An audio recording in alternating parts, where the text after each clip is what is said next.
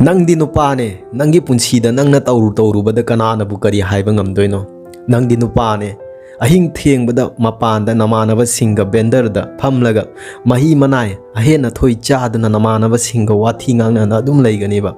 Aduga nangi nayumdana nangi nupi nangi nacha singdona ko ironba chaduna nangi nupi aduna nang lakpa ko ahing thiengla phawa tumdabida phamung mapanda phamlaga thong mapanda phamduna nang lakpa ngaiduna leidoiniba.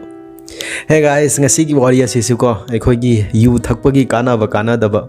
masi gi maramdaniba ngasi gi wari se munna tabiu kari gum wari asina nungai bi thoglaga di channel ase nungsi bi no subscribe tawbiramu akhoi nupa dane yu thaklaga pena jaba yu thrakta di lai ngamdaba noma gi yu khajik tang thaka hudra gadi ko angau bagum tawba mioi me ama leiba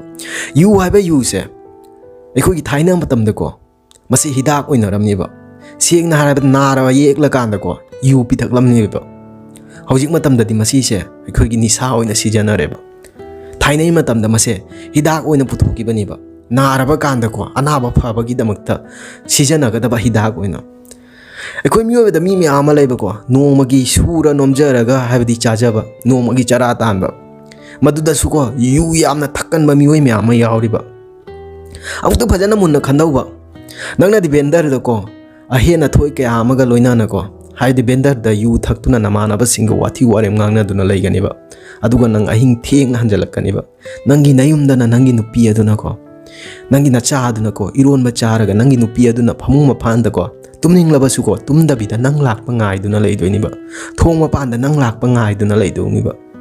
madudai duga karigumba soiraduna yamna tumningladuna ko nupi aduna ko khaji ngaktang uithagi ba thoglaga su ko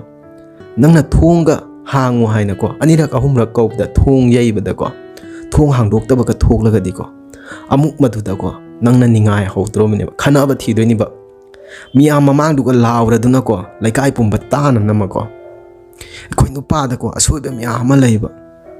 yu haiba yu se sieng haibada ko habidi wana suri bani na thakpada kari sukai de bang hakti pothana janama haina thakchari bani ba adu matam chana mafam chana thaklagadi ko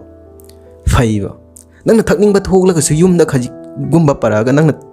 thakpa ngamgodaba changa do yumda paraga nangi nupi da kari gumba he na thoyama hawhallaga tawhallaga maduka loina thakpa kari kai geba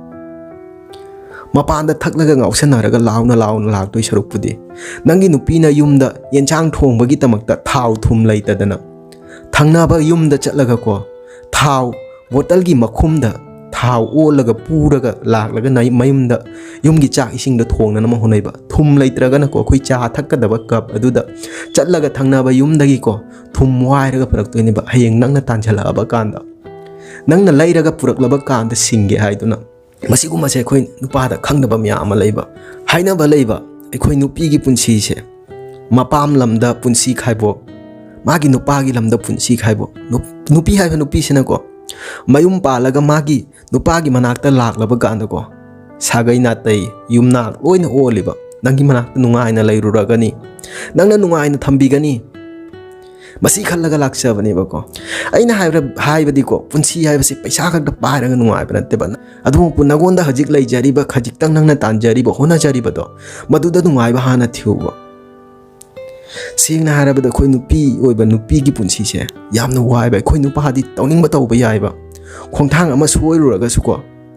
hanjalakpada kari su kai deba nupi haiba nupi se diko khongthang ama soikhibada ko mi singna ngangna dagi ngaina leiba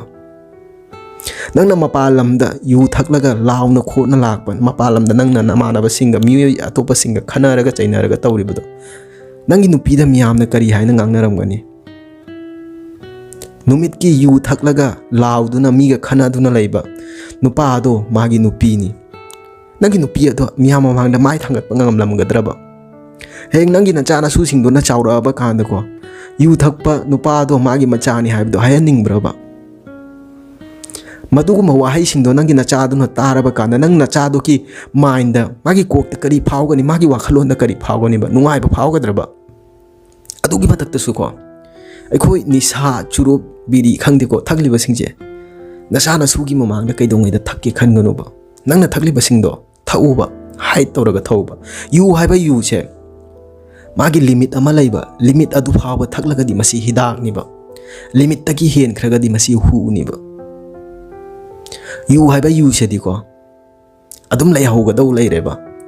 nang khattani ba taibang pan ase thadok laga chatkhigedaba maram asina ko habdi limit amada sijanauba nangi su kanagadaba nangi nisa su maintain oigadaba henjanna thaklaga kari kanabage ekhoi chak haiba chak sedi pukna thallagadi henjanna ekhoi chaba ngamdeba yu haiba yu sediko henjanna thaklaga nang harau jaiba nangna yu thakchalaga yumda laklaga ko nangi nupi aduna tumdabida nang ngaiduna laiduni ba laklaba kanda ko nangi awot apa singdo nangna othokhiba singdo nangi nupi dona wahana kapna ko sengdoini ba nangna numit hangadu da lawba thoklaga su ko themdoini ba lawba numi tagini se ahingni haiduna matudaiduda aina ngangwada khummi haiduna ko phubiba su kya ma yauriba migi mit mangda miyamna nangse okte haina yu ngawbani hayalaga kari kana ba phangadaba geba yu thakpada khwaidagi best haiba ko nang thakchaning ba thoklaga su ngamlaga diko yu haiba yu se thadok ma honoba nisa haiba nisa se khoi miyoibada yamna sokhaliba adu nangna thadok pa ngamdre khallaga diko nayumda paraga thawba nangi nupi su harauragani miyamgi mamangda su miyamna ne nangna yu do yumda parak laga thakpa thoklaga diko miyamna su nangse gyan tai haina su haina gani ba magi nuba adodi mapa lamda thaktabani yumda paraga thakcharaga su ko mayumda dum ngawbani mayumda paraga thakpani masi hayaloba aina haijagada haibu ko masi gumba kana tawbiba kana gumba ma yaubiraga diko gyan tabinara se khoi miyam haibadi laikaida lauduna nang nupa thokadaba nate yu thaklaga nupa thokpa nate nangna numit ki mapa lamda haibadi yu thakliba singdo yu thakpa ki paisa do nong phadok su yum da ko yerum ani khatang ani ohum khatang laisalaga su puchalaga nang nupi da thonghalloba ngasi di yerum cha si haiduna numit ki iron ma chari bado nong phadok su ko yu thakta bida yerum khara laira puchalloba ngasi di yerum se hauro he yerum thongu haina miyam nungai na ta phamma chabina bo nang nupi da mana harau jaga da nang na sa sing na harau jaga da bado madu bada ko nang kyam pe nai yenguba